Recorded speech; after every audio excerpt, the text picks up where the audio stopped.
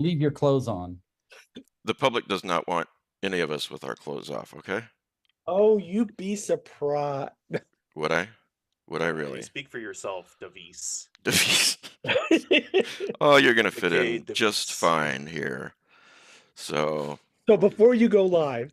I'm already live. Oh. But you can say what you wanted to say. No, can everybody see us and hear us? I cannot. No. Oh, we'll talk after. No. Those who are watching and listening, please comment and let me know that you can see us. So, by your silence, I presume everything looks wonderful. So, what do you want to talk about, Pete? Nothing. All right, fine, whatever. All right. So, anyway, welcome to the what? Later. Okay. I'll tell you in front of thousands of people at Necronomicon. How many people you think are watching this later? Not enough. Not enough? Okay. And I'm not drunk enough to tell you this story. I invited Kelly and he was at a bar, so I think we've got the drunken part covered. Did you send a link to Rick? I did. It's right there. Oh. I don't see him on my... Okay. Wow. There's Kelly Young. Are you drunk? Oh, there he is. Well, Where's I mean, Rick? I've been drinking. Let's just put it that way. But that's every day. Sure. Our guest is Sam Rebelein. Right, Sam? Hey, welcome. Yeah. Yeah, I'm the guest. Yes. No, I mean, I said I pronounced your name correctly, and yeah, that too. Yeah. And yes, you are the guest, right? So I think so. Yeah, we'll do introductions and all that stuff, and then I got a couple things, and then we'll talk to Sam. I stumbled across a story about, fiction story about the Uncanny Valley that Sam wrote, and that's how I found him. And it's just, he's got a lot of work out there to read. A lot of it's free too, so, but buy his book. But we'll get into all that. So, I'm Meg Davis, Lovecraft eZine podcast, where we fail to stay on point on a constant basis. Kelly Young is here. What are you drinking now? Just a little gin and tonic. I'm sure everyone has noticed our other guest. Pete just thinks this is stupid, but that's okay. I got an Oreo cam right there. Had a lot of people donate to Oreo's GoFundMe, so I'm trying to show them that she's still alive and in my chair as usual. So I love it. It's okay. I don't care, Pete. Bridget and Kelly like it, and that's all I care about.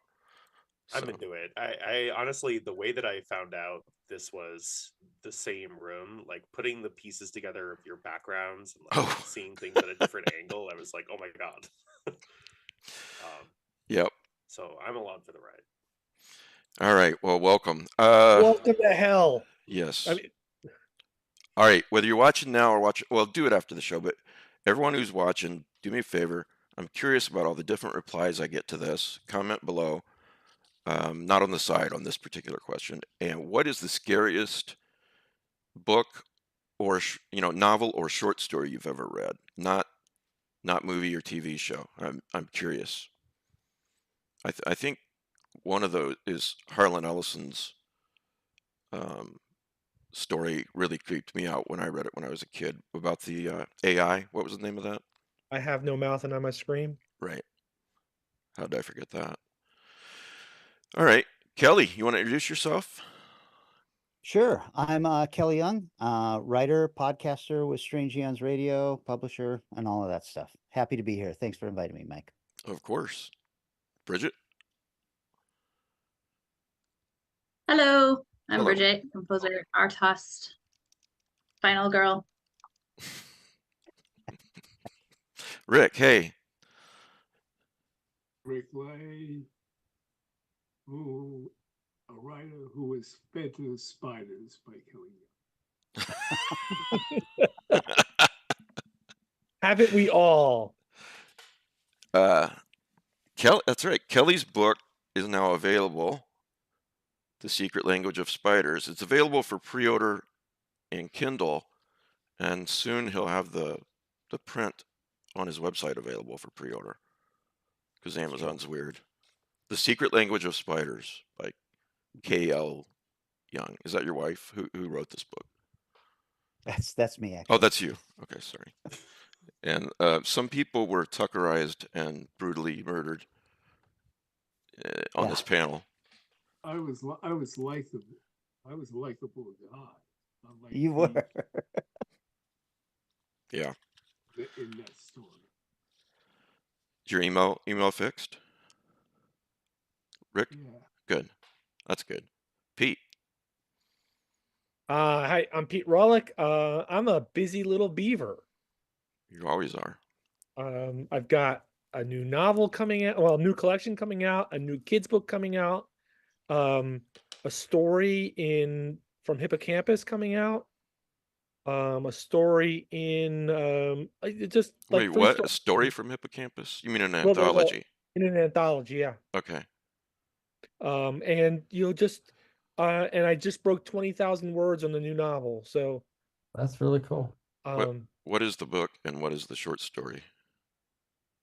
the book is the Cthulhu Heresy and Other Lovecraftian Sins from Weird House. It's a collection of short stories, including all 4 parts of what I call the Cthulhu Heresy, which asks the question, what if Cthulhu just didn't care? And he would wave his tentacles in the air. Some of you might be too young to get that reference. And then I'm too young. I think it's about 25 to 30 short stories.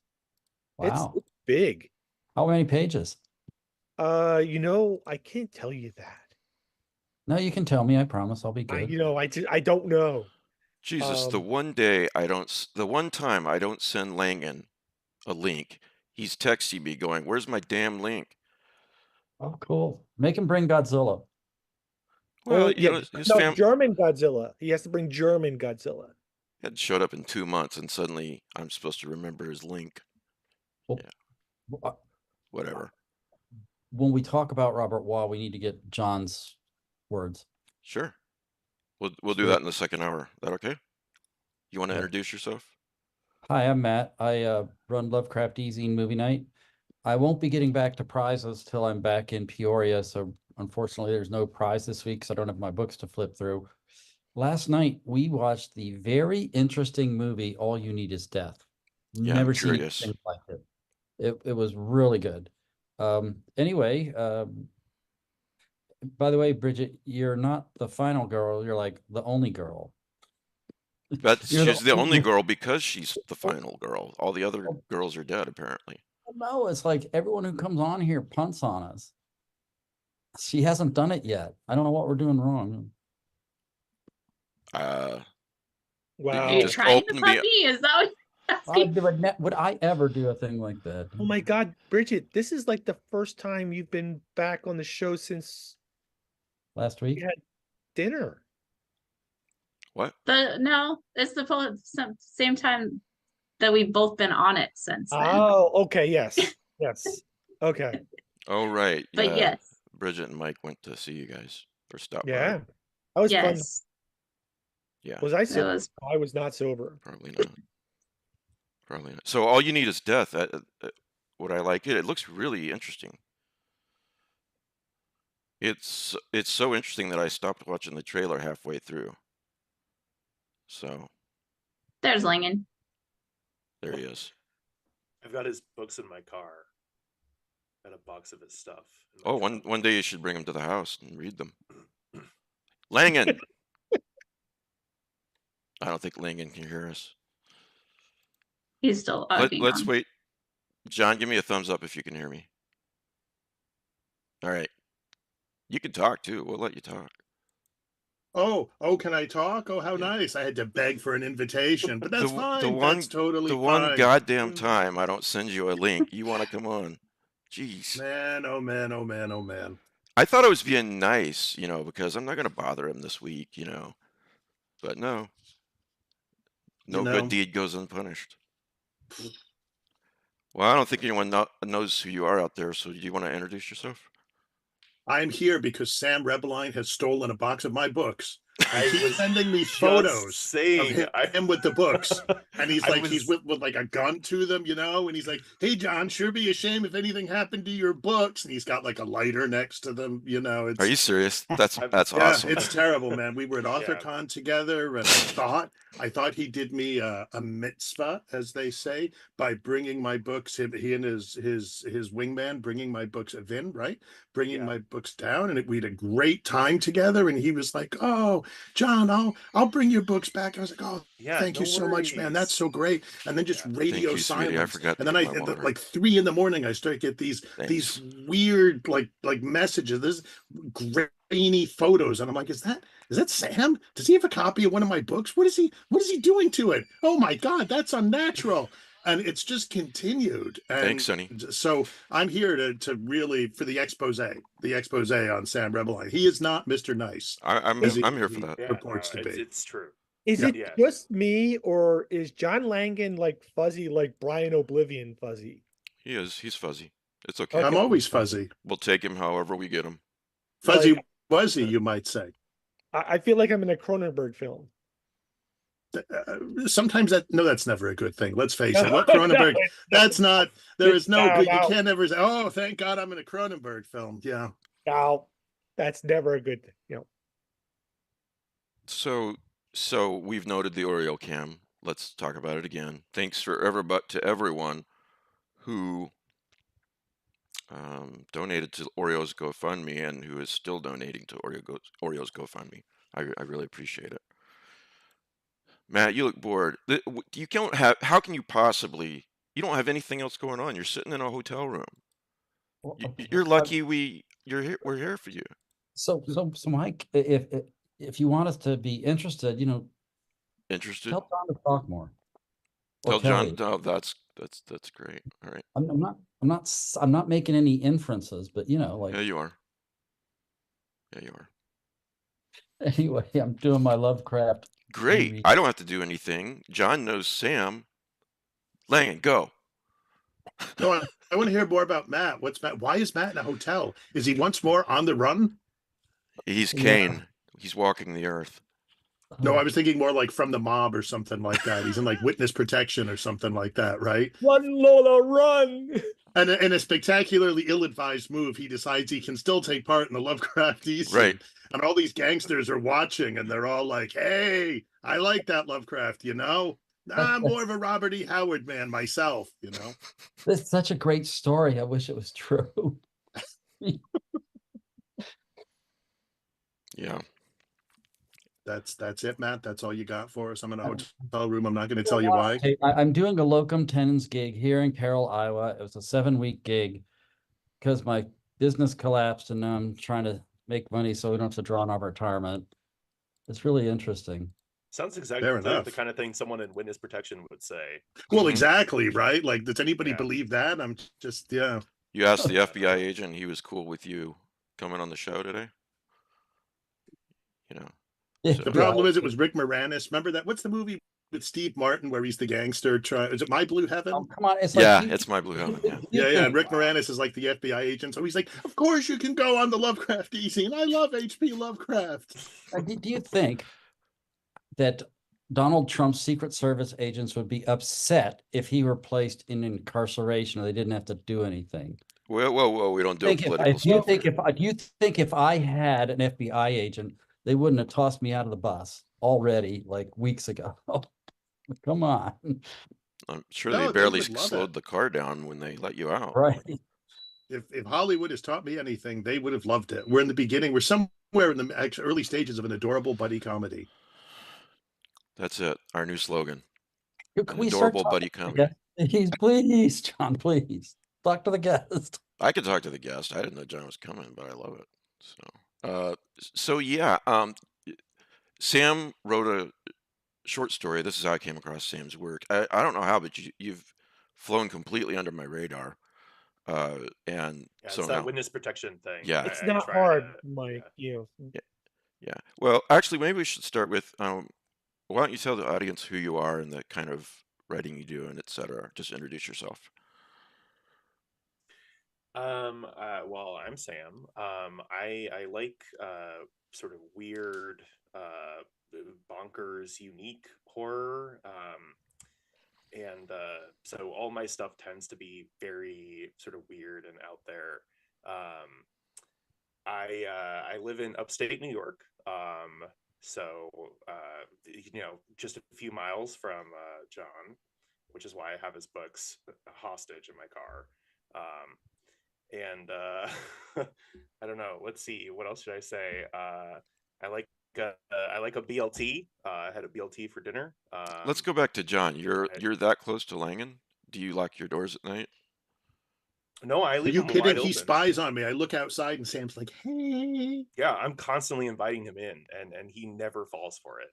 I've Yeah. got I'm traps. safely, what, 1,200 miles away or something like that. So, Oh, sure. Is that? Yeah, sure. I'm certainly not outside your window at the moment. yeah. So we never, the title of the story is, and you can Google it, folks, We Never Went Away, We Just Hid Better, excuse me. And it's on Gamut Magazine. So I'd like to start with that. What inspired you in that? And what do you think it is about the uncanny valley that freaks people out? Well, that's what I don't know. I saw this thing like a post on Facebook or something where someone was talking about how the fact that the uncanny valley exists as like an unsettling thing means that there were some other like human-esque creatures way back in our evolutionary history that we were sort of bred to be afraid of, in the same way that like we're afraid of spiders and snakes because their patterns are hard to discern. You know, when you recognize someone, the first thing that your brain recognizes is the pattern of their gait. And so spiders and snakes just move in a way that like is wholly unfamiliar to our brains. And so that's why most people remain like afraid of them. Yeah, right. So That'd I be don't know another what 10 it bucks there. is. Yeah.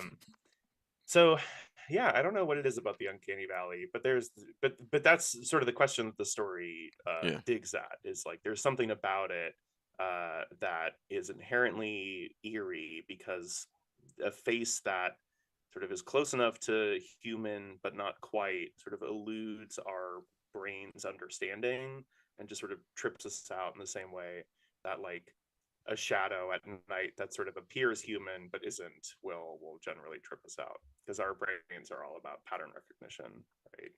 Yeah. So Yeah.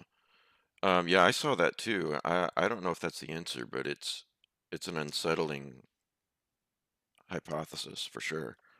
You know that, yeah, that there was some other thing that was so like unsettling to early man that we were just like in our DNA bred to be afraid of that thing or wary of that thing or whatever. I don't know. I feel like that's a conspiracy theory rabbit hole that I could really dive down. yeah, that there's a lot of good story prompts there. I think it's Yeah. why, like, well, I've got the Scream mask behind me on the Oreo cam, and you know the standard alien face that looks so close to human, but isn't, Yeah. is just somehow really, really, really creepy. Yeah, and that Michael Myers mask of like it's sort of Mm. William Shatner, but it's not. And so you're sort of constantly trying to make that fit in your brain, and it never quite does. So it's sort of like it's a constant like call of the void as you're looking at it, because it just sort of is something that is its own category. It's not us. It's not quite other, but it's this like third in between thing that I think we can never like fully be comfortable with. There was an issue of Discover magazine about 10 to 15 years ago. The cover story was, if you look at the evolutionary history of hominids, there were 4 or 5 separate hominid species alive on the planet at one time. hmm And some of them were in quite close proximity to each other. Yeah. So is that another story prompt there, or is that just interesting? I don't know, but it's an interesting idea. I mean, that's the kind of thing that interests me in general, not just, ancient prehistory, but in all of my work, I feel like there's an anxiety about the stories that we remember, the way we remember stories, and the stories that get told about us, this sort of endless cycle of like who gets to have certain parts of history and who gets to like claim how they're told and what things get forgotten. So I think that's a big part of cosmic horror too, right? Not just the fear that you're worthless now, but the fear that you will be worthless forever, right? That your soul will be forgotten across time. Yeah. That's sort of an endlessly fascinating and eerie idea to me. Well, the title caught my attention right off because there's a short weird story right there in the title. If you think about it, we never went away. We just hid better. And all of a sudden, my brain, before I even read the story, was imagining all these scary, unsettling possibilities. You know, um, Christopher Buehlman has written many fine books. One of the books he wrote is The Lesser Dead. I think most of us have probably read that. It's set in New York City in the 70s, if memory serves. And oh, there's Mark. And one of the things that the narrator says is that the guy, something like the guy walking past you that doesn't look quite like he belongs, or something to that effect, he's probably one of us. In this case, a vampire, but certainly other, you know. So, hey, Mark. How do? Sorry I'm late. Oh, that's all right. That's all right. So you guys feel free to jump in with any other questions for Sam, and then we'll talk about all kinds of stuff in the second hour. By the way, you're welcome to stay around the whole time if you want, Sam. It's totally up to you, or you can duck out when we're done grilling you. So, Okay. John, I do have more questions. Do you want to talk to Sam about anything? Well, no, actually, I hate to agree with Pete on anything, as you know, but I know that. but Yeah. I had exactly the same thought as we were talking about the Uncanny Valley. I thought, yeah, you see those facial reconstructions of Neanderthals, and they look like us, but they're not us, right? They're just that hair away, and yeah, and who are the Denisovans? Is that it? I never know how to pronounce that properly. The third Oni, group, yeah, you're right. but Pete would they. know. Yeah. I don't even know if we know as much about them as we do about the Neanderthals. So what did they look like? So yeah, that I thought actually what was more, I mean, I love that aspect of, thinking about that, but like this story by Sam in particular, I like the idea that it takes the whole, sort of mansplaining thing and makes that like that's the kind of the joke of the story, is that you've got this guy who's like, oh, let me mansplain to you, but then and of course we're all irritated by that. We're all irritated by the, as you know, Bob, information dumps, but then that becomes something that's actually very, very sinister. And by the time we get to the end of the story, it's really, really cleverly done. It is. Yeah, thank you. I think that's the kind of thing that I always love in fiction. I started with comedy. The first time in my life when I was really writing consistently was in college when I was doing a lot of sketch comedy. And I feel very lucky also to have been at a college where we had like 5 different sketch comedy groups. Like comedy was a big scene there. So everyone had their own sort of flavors, and our flavor was sort of quick and absurdist, and we played around with form a lot. And so those were the things that really interested me, of like, how can you have one sketch early on in the show and then later another sketch starts as something new, but then all of a sudden becomes the old sketch again. Like I had one sketch that the joke was like, R.L. Stine has written more books than anyone else alive. He's written like 500 books, and one guy is just listing all the titles. And then later in the show, we had some other sketch that was about like a couple breaking up, and the guy just crashes onto the stage and continues listing titles. So things like that start as one joke, and then the vibe starts to change, especially in a more sinister way, because I think that's, something that is maybe lacking in some horror stories, where especially like slashers, because I'm a big fan of slashers, but like the first half you're sort of putting up with the group of teens and you're like, ugh, sort of waiting for the action to hit. And I think filling that space with jokes or bits or something interesting is always really exciting to me. Like there's an issue of Preacher where he goes to interrogate this like homeless guy, and the guy is just spitting out teeth the entire time. And I think that's brilliant that like every character, even if their function is pretty simple, like they're just an exposition machine or whatever, can have their own joke vehicle, you know. So that's something that I always love doing in my fiction as well. It's like it starts off very fun and sort of lighthearted and familiar, and then starts to twist. Yeah, sucks you in. Yeah. Yeah. Yeah, and I feel like that's something, I mean, you know, whether it's Dickens or Stephen King, you know, those are the kinds of things we find, right? Those secondary characters who maybe they are just a one-note character, but nonetheless, that one note makes them sort of come alive if just for the very brief period of time that we were with them, you know, in the on the page. And I feel like some of what you're talking about, like the kind of the concern with kind of narrative form, narrative structure, I mean, that's part of Edenville too. I don't know what, you know, how would you respond to that, or to what extent was that part of your process in writing Edenville? Yeah, I mean, one of the big things that I wanted to accomplish was create a story in which the characters don't exist in a genre vacuum. I think that, you know, when horror really started to become a genre around like Lovecraft's day, and even a little earlier, like M.R. James and William Hope Hodgson, like a lot of those stories were just I witnessed something that rewrote the rules of the universe a little bit, and then either my life went on, I walked away from the haunted hill or whatever, Echo, remind me I'm about old authors. irrevocably mad. And now that 8 we've p.m. been doing those stories for a century, I feel like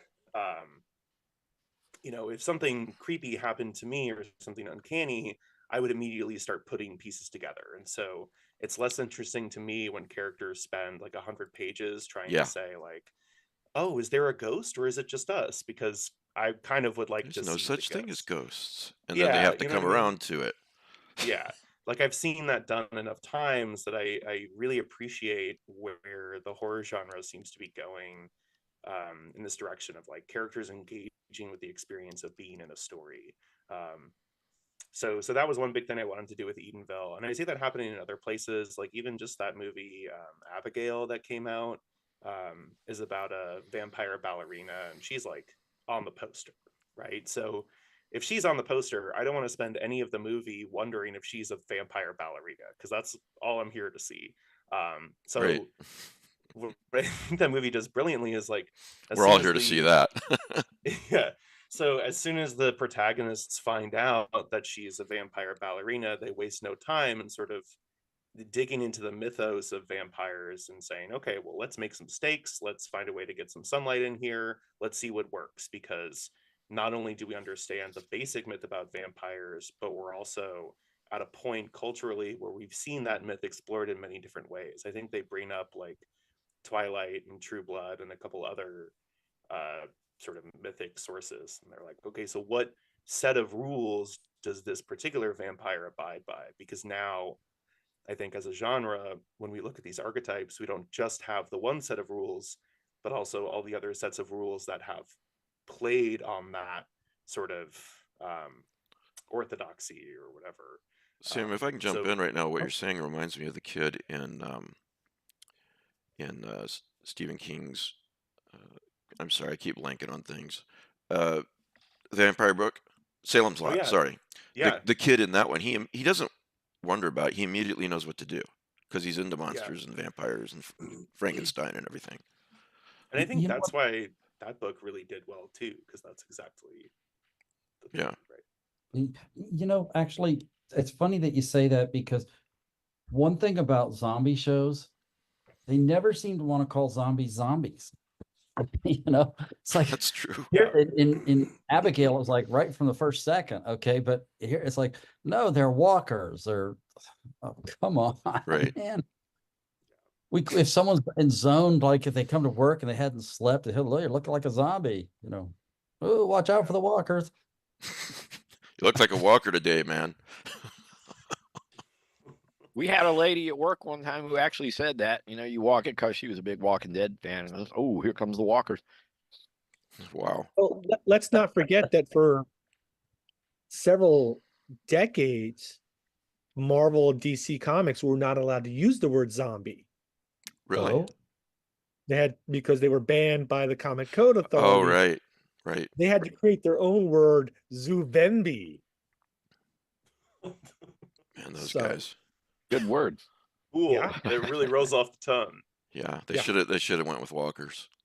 Wait, I don't want to nerd out, but Pete, what about Simon Garth? Wasn't it remember because he was the 70s, wasn't he? Marvel, Brother, and he was like a Voodoo. he was like a Brother- lone zombie. I know, I'm sorry, but I just but I Yeah. feel like the title was something like The Living Zombie or The Zombie Simon Garth or Simon Garth and his zombie band. I don't know, but I'll have to let me think about it or do some research, but I'll get back to you. You're right. There's like, yeah,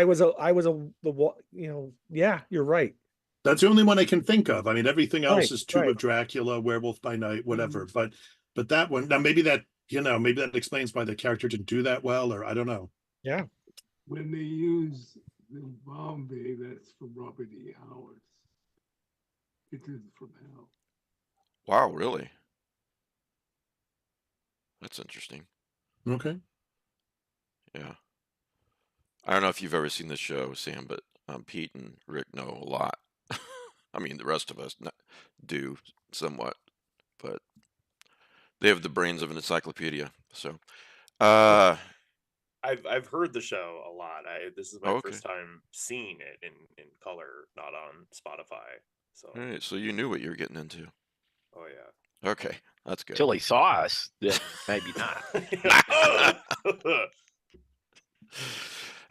Tell us about Edenville.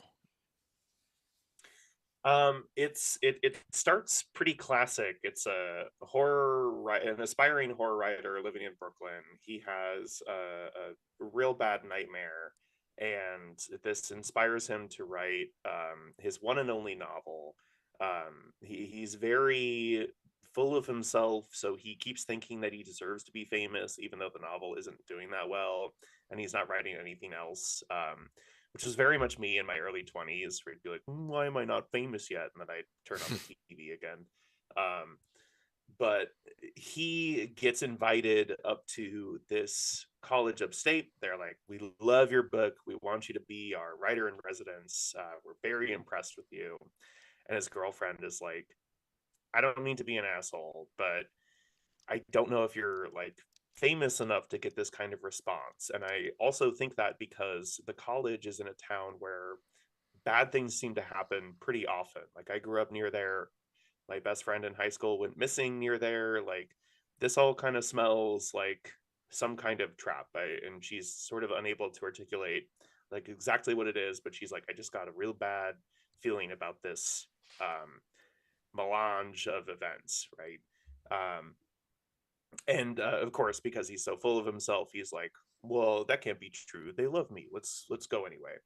So they go anyway, and it's immediately very weird. There's immediately evidence that like his novel isn't just a novel. It wasn't just a nightmare, but something more is going on there. And his girlfriend starts digging into the history of the town, and there are just way more crimes and disappearances and strange reports about odd creatures in the woods, way more than there should be. And so she starts Hellmouth. putting the pieces together. Yeah, it's a hellmouth for sure. And ends up being sort of a cosmic hellmouth as well. Like I don't want to spoil some of the cosmic elements, but it's Sure. like not just hellmouth here, but in all dimensions at this point. Terrible things happen. And then it gets crazy from there. There are spider people, tongue monsters, alien worms. Wait, tongue monsters? There might be a tongue monster or two. Who's to say? Oh, it's not two words you usually hear together, but I like it. Yeah, yeah. I haven't read it, so I can't say for sure, but I hear that there are tongue monsters in it. Oh, okay. And yeah, it really becomes.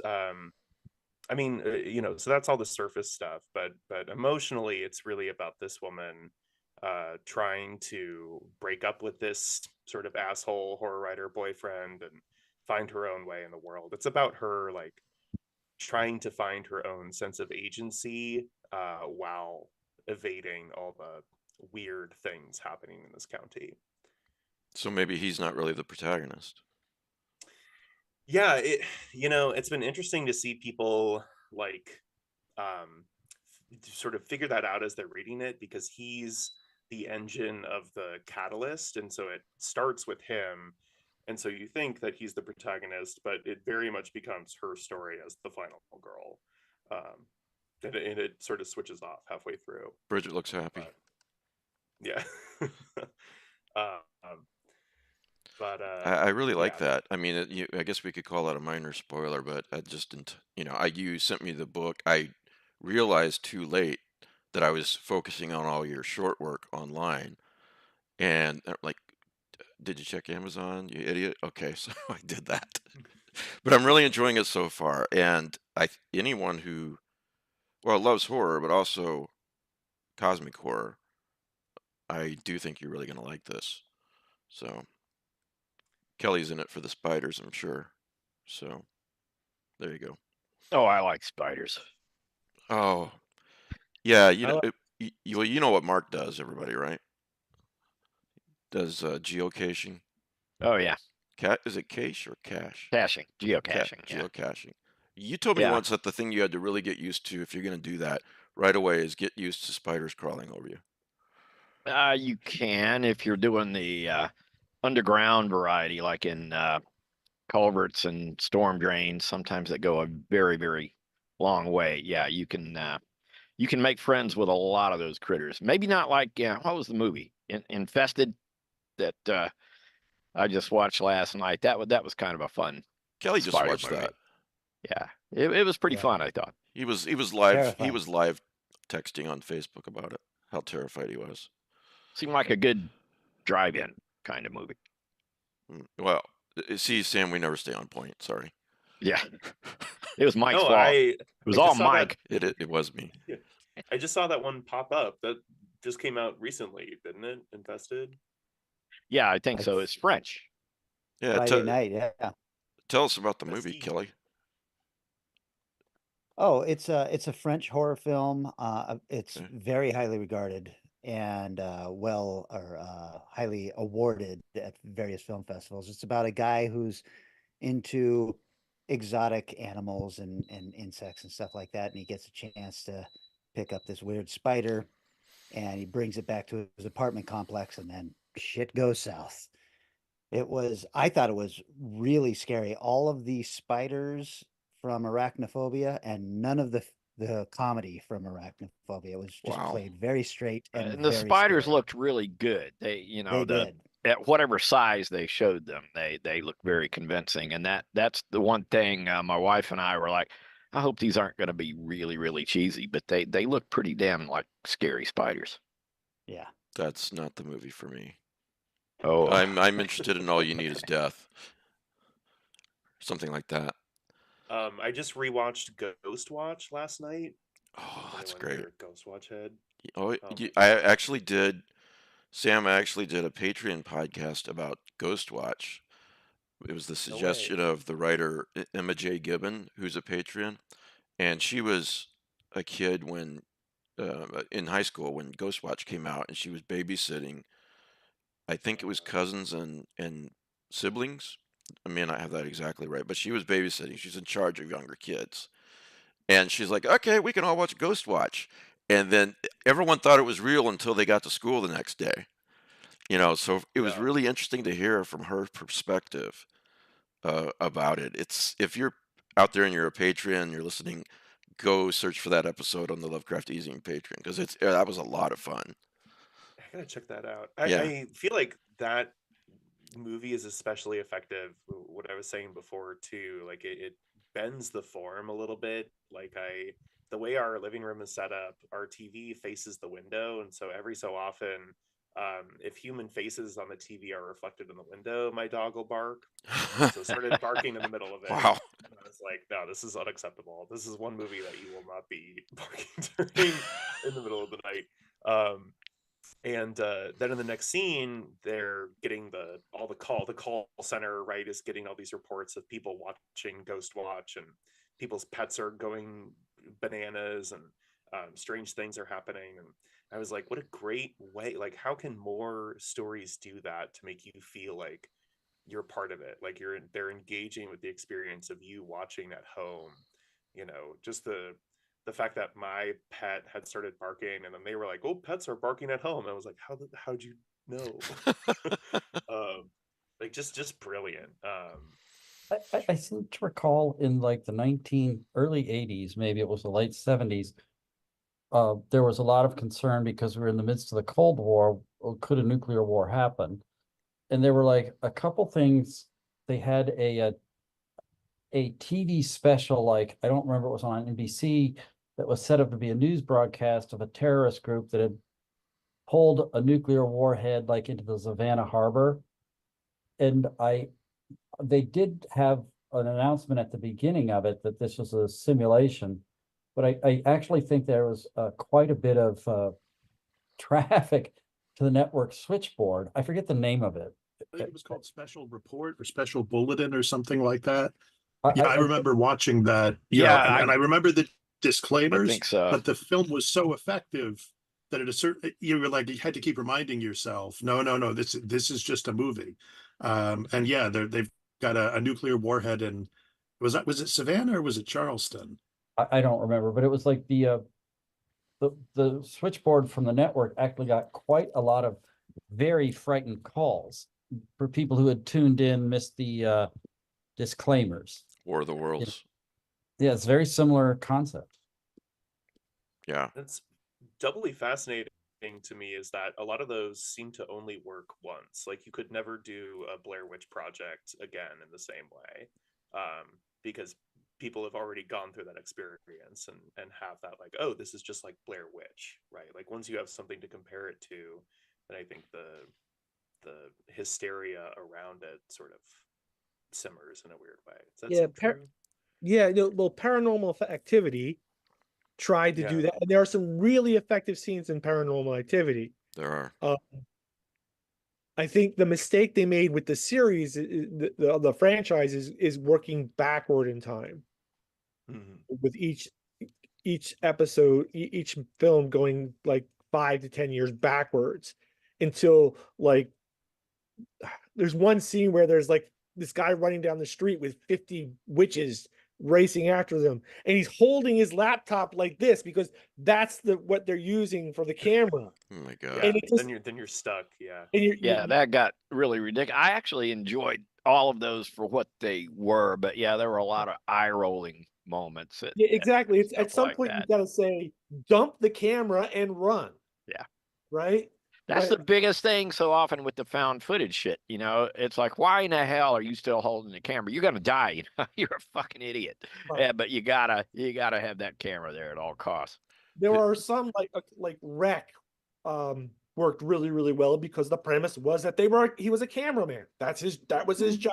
Well, I was going to say, Same thing with Tunnel. Yeah. yeah, I Yeah. was going to say though that in this day and age, there are a lot of, especially younger people. Hate to sound like an old man, but there are a lot of, No. yeah, there are a lot of younger people, especially who they're always looking for, the next thing that they could film that's going to hit big on the internet and make them famous or whatever. And in that context, I can see them holding on to their phone, filming it all. Yeah. There's a Neil Stevenson in, I think it's not Diamond Age, it's the other one. It's anyway, it's one of Neil Stevenson's books. He proposes a a new job called Gargoyle, and it's just a guy who goes to events and he's just covered with cameras, Huh. and they film everything. And whether anything happens or not, they upload that and make it available for sale. And that is their profession. And sometimes they go to things and terrible things happen. And suddenly that footage is worth a lot of money. It's an interesting Like, what concept. if you're wearing like 400 cameras and you put them on and you have to pee? Well, yeah. I mean, welcome to the world. I'm glad you thought of that. I mean, well, that's the first thing you would think of if you're going to be putting on a Yeah. 50-pound suit with 400 cameras on it. That's part of the news, baby. That's Right. right. We got to, yeah. That's what Christopher, what's the guy's name who played Batman? Batman Begins. Christopher, no, Christian Bale. Christian Bale. That's what he told the next Batman coming along. Apparently, he said, make sure they put a zipper in that bat suit. That was his big advice. So you also wrote. Okay, so if you go to samrebelein.com, that's correct, right, Sam? It's just my first initial, so it's Rebelein.com. Okay, that's Rebelein. Okay. Yeah. Rebelein. Yeah. Okay. Well, you've got your work listed there, listed chronologically with the newest stuff first. You can read this story, guys, that we never went away, we just hid better. That's right at the top, and then you've got some articles and short stories, and one of them is titled "Why I Love Horror Because It Helps Me Scream." So, talk. We'll talk about that for a minute. And you know what he's done. Anyone else, John or anyone, Kelly, jump in with questions. Feel free. My first foray into horror was really with R.L. Stine. I was a very scared kid. Multiple things happened to me when I was a kid that I think made me very nervous about the world. With like the biggest one being that I almost lost my left arm when I was 4. I pushed it through a glass door and like sliced into the nerve bundle, and my arm to this day still can't move all the fingers in my left hand all the way. So horror started being an easy way to sort of push some of those boundaries. And I think Goosebumps is sort of fascinating on reread as an adult, because of course, you don't realize this when you're 7 or 8 or whatever, but he's writing about suburbia in a way that feels sort of metaphorically honest. The Goosebumps books are so campy and out there, but they activate that sort of little kid feeling of like, yeah, your neighbors are aliens, or yeah, your dad is secretly killing people in the basement. Adults have secrets, or whatever it might be. Like that Stay Out of the Basement is sort of a more famous one, where the dad is doing weird experiments in the basement, and he's turning into a plant monster, and he's eating bags of fertilizer, and he just lost his job at the lab because he was doing weird experiments. But at its core, all that stuff is also like an essential sort of kid experience. Like, dad just got laid off, now he's hanging out in his rec room and he's eating bags of chips. Like, that's not a far cry from that plant monster story. And so, like, going back and looking at these books, they're really fascinating, the ways that they're like activating sort of primal kid fears and literalizing them through a genre lens. So those were big for me. And then horror in general, as I got older, became an easy way to sort of like one up the popular kids. Like, I was never physically active enough to like play football. But once I realized that I could watch a Scream movie or a Saw movie or whatever and be okay with it in a way that like a lot of people my age weren't, then that became sort of a place of power. That became an easy way to like express agency through like watching a bunch of Saw movies and being brave that way, even if I couldn't like catch a football, which to this day still can't catch a football.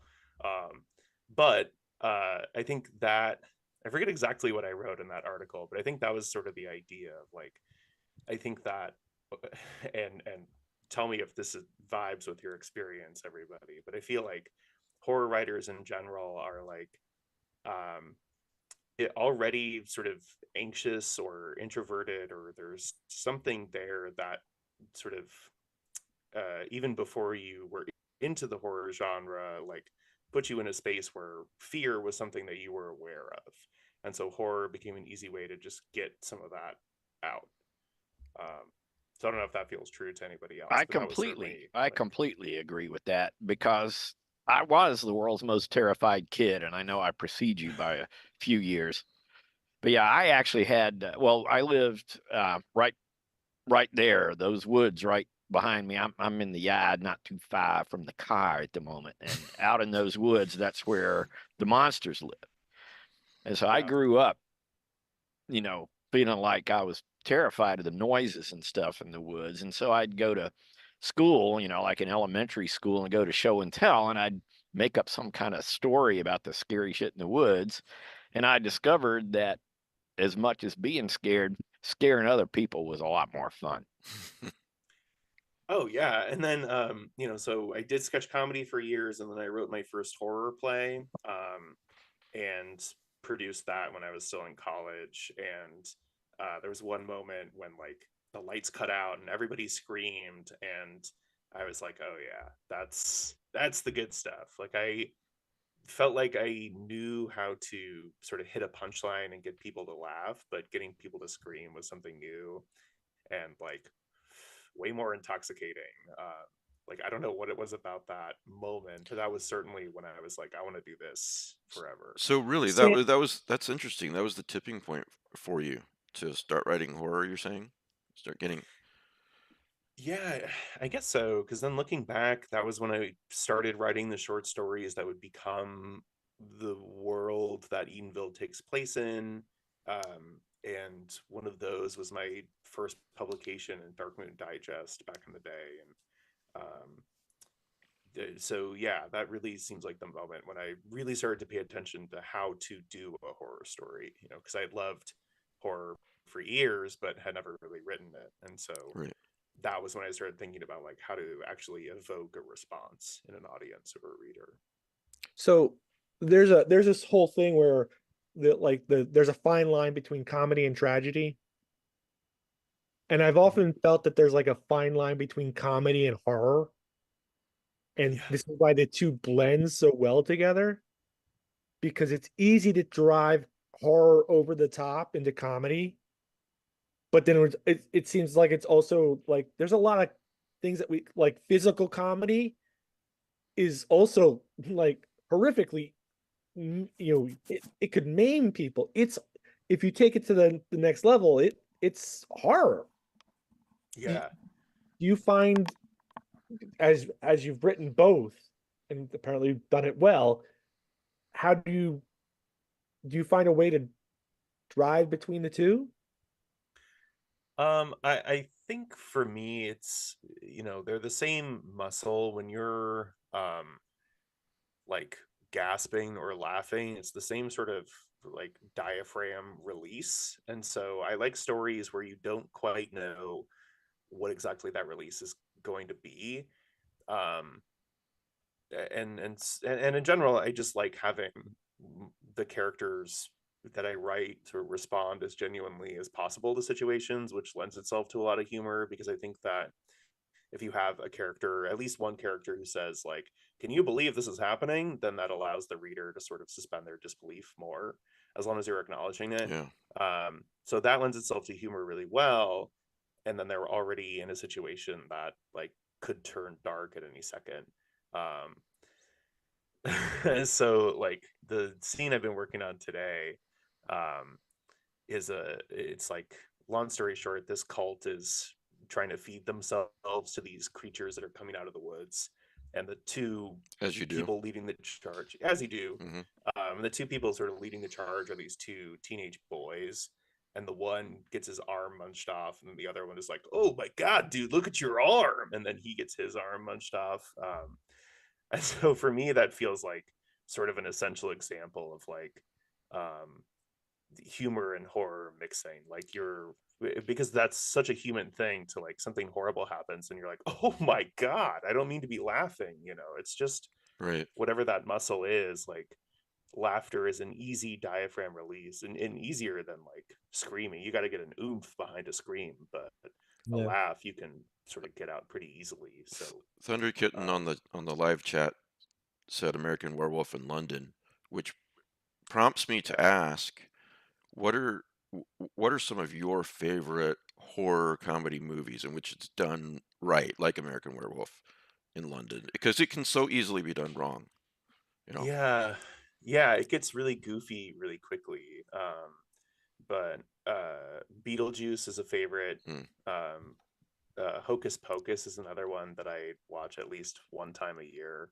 I think that one's really effective at like the witches are really fun and sort of lighthearted, and then in the third act they drop the humor completely and they're just gunning for those kids. There are no jokes in that climax, which is really fascinating to like they're joking the entire time. The witches are like a consistent source of humor, and then all of a sudden they're not.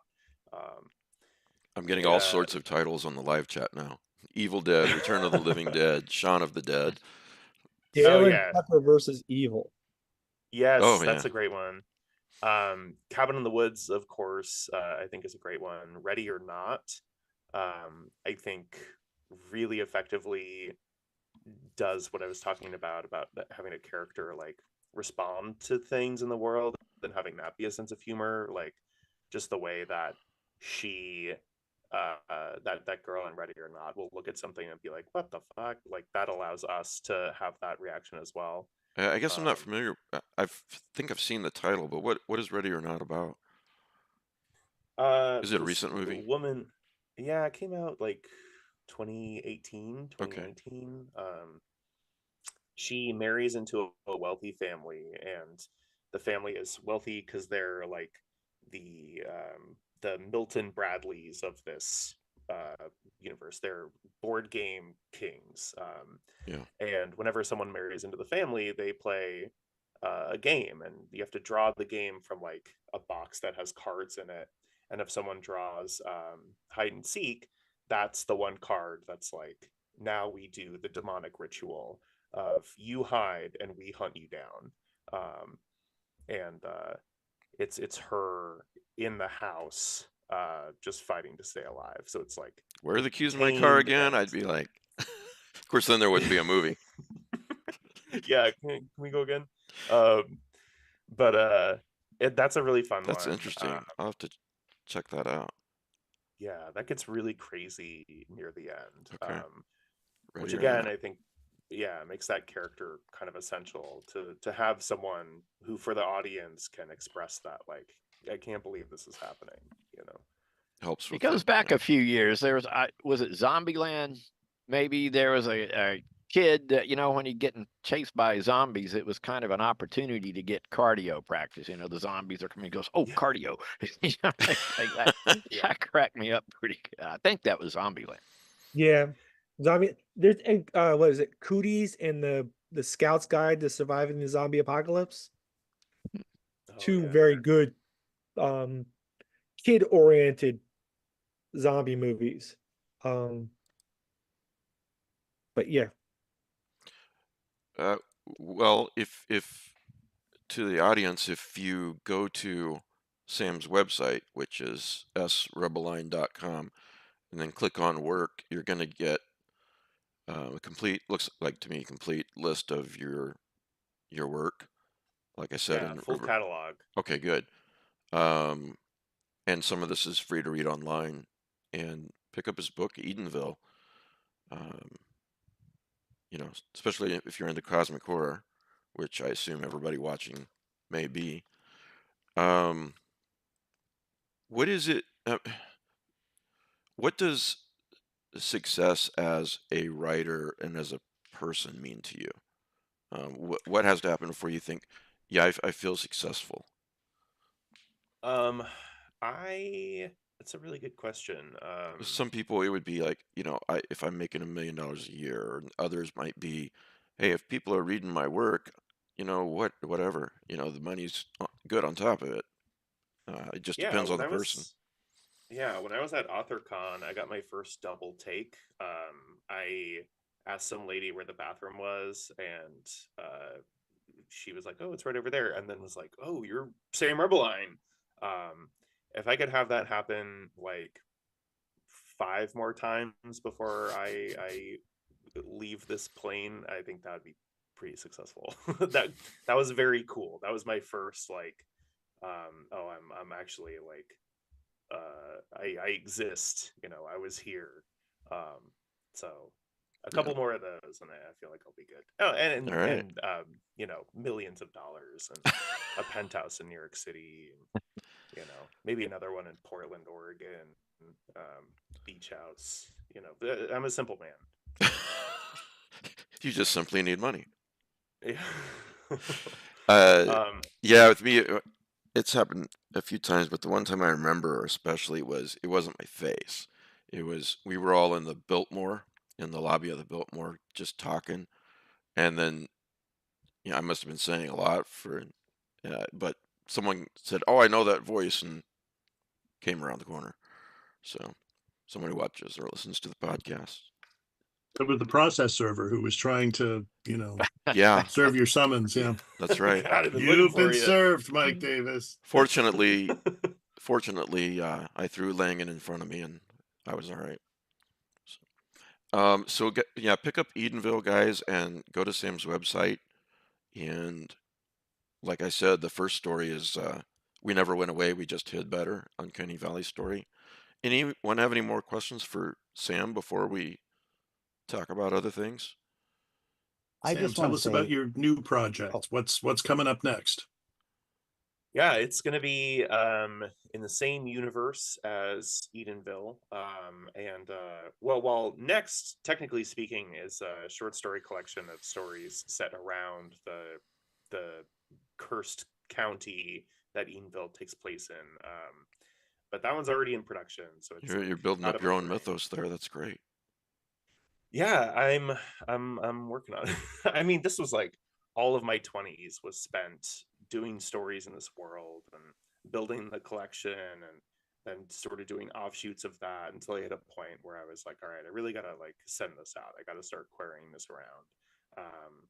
And of course it's hard to debut with a collection.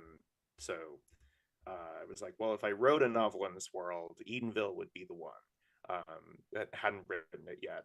And they're like, great, we'll buy it. So all of a sudden I was like, this is the most success I've had for the thing I've always wanted to do. And I've never written a novel before. So Congratulations that it happened before you even started writing. That's got to be a great feeling.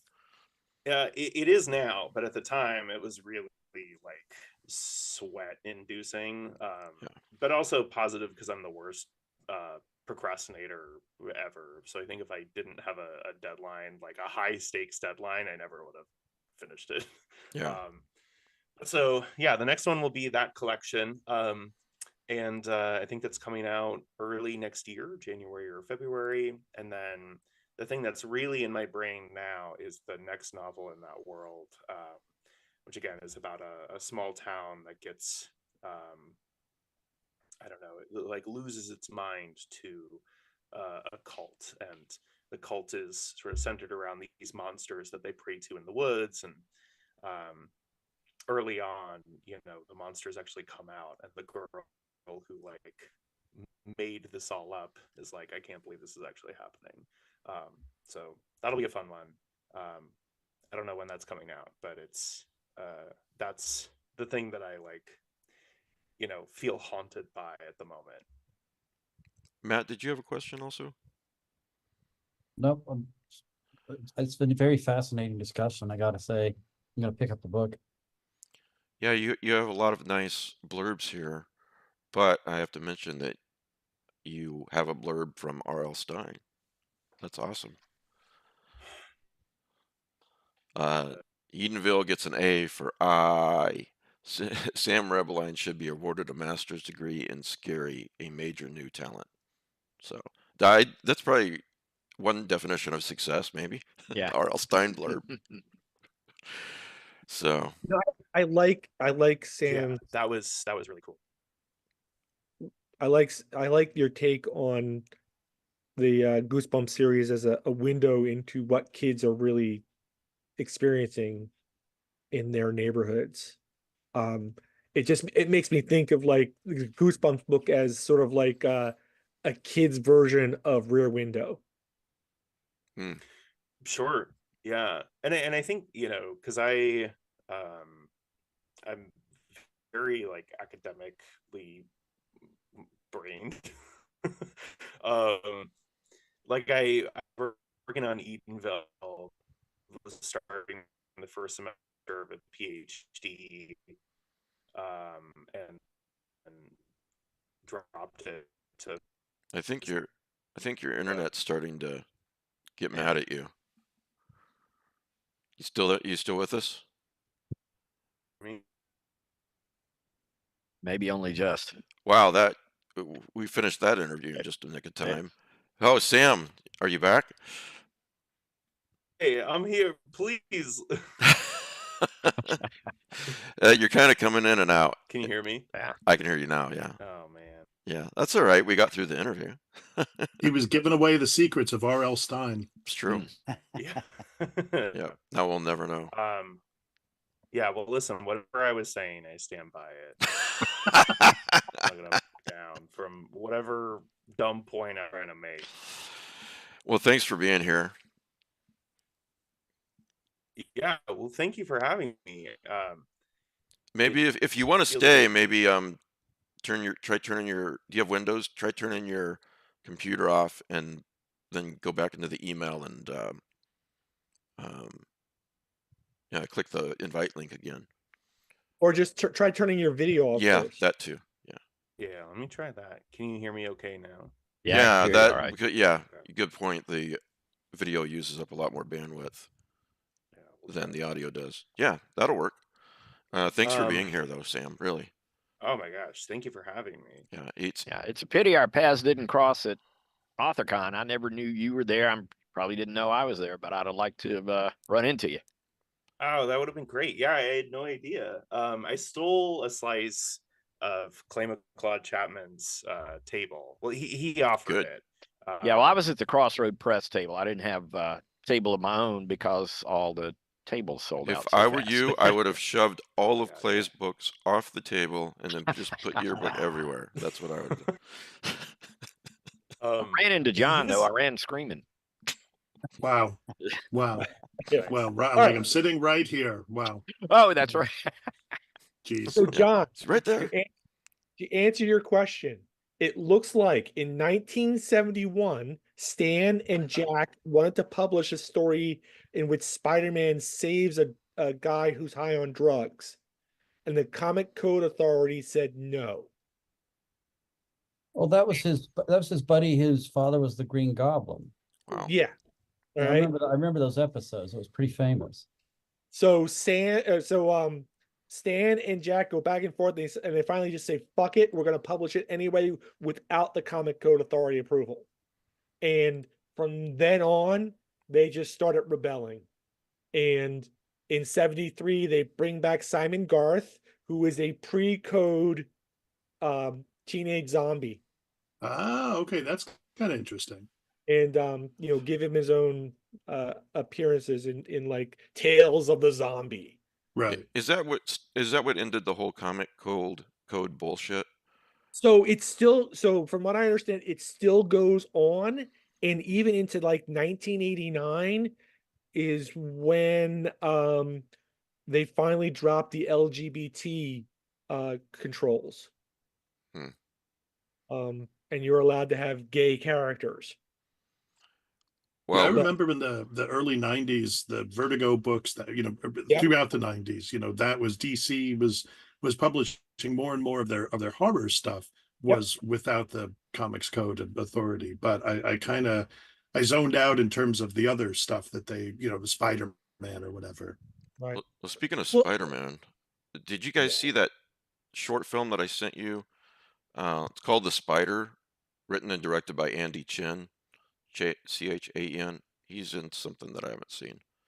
But it's called The Spider, a horror Spider-Man fan film. It's gotten over 2,300,000 views since April 19th. Mike, I gotta go. There's a Oh, okay. kitchen Emergency. talk to All right, kitchen emergency. Yep. I found it right before the show, but check that out, guys. I'm gonna put it in the link in the side chat. So, speaking of spiders, when does your book come out, Kelly? Where'd Kelly go? Shit, lost Kelly too. Spiders got him. I guess so. Well, I'm not gonna pimp his book then. There you go. So could we just take a few minutes to talk about Robert Waugh? Please. I just learned that he died. Now, you may not know his name if you're not onto the scholarly side of Lovecraft. He wasn't like a household name because Lovecraft wasn't even his primary focus. He was a professor of English at SUNY La Paz, right? No, New Paltz. But he was fascinated by themes in cosmic horror and science fiction, and so he would host Lovecraft symposia, and he would write critical essays. Now, he was a professor there for 40 plus years. I mean, this is a lot of depth of experience, and so over that time, even if he's only publishing an essay every other year or something like that, he had quite a body of work, and we're fortunate Hippocampus Press put out a 3-book series of his critical essays of Lovecraft. So he had been retired for some time, but he had still come to Necronomicon and still had a lively correspondence with people. It's just a shame because he was a very influential English professor, but also widely known across Lovecraftian scholarship. Everything I've read about him says that everyone who worked with him just said he was a delightful person with a great sense of humor. And it's just sad that he died. And so if you want to know anything about Robert Waugh, I would suggest you pick up the Hippocampus books. They've got another book of his essays called Lovecraft and Influence, and then they've also got a book of his short stories because he did write poetry and he wrote fiction as well. John, did you know him? You may have. Yeah, we were actually. He's my younger son's godfather. I had him my sophomore. No, my what am I trying to say? My spring semester of my freshman year at New Paltz. He was my honors English teacher, and he was just a lunatic. He was just a lovely guy, and he I don't know, he sort of formed like in my mind, like my mind's eye, like he was my picture of what a professor was supposed to be, sort of eccentric, but very kind, very compassionate. And he seemed to have just read just about everything. When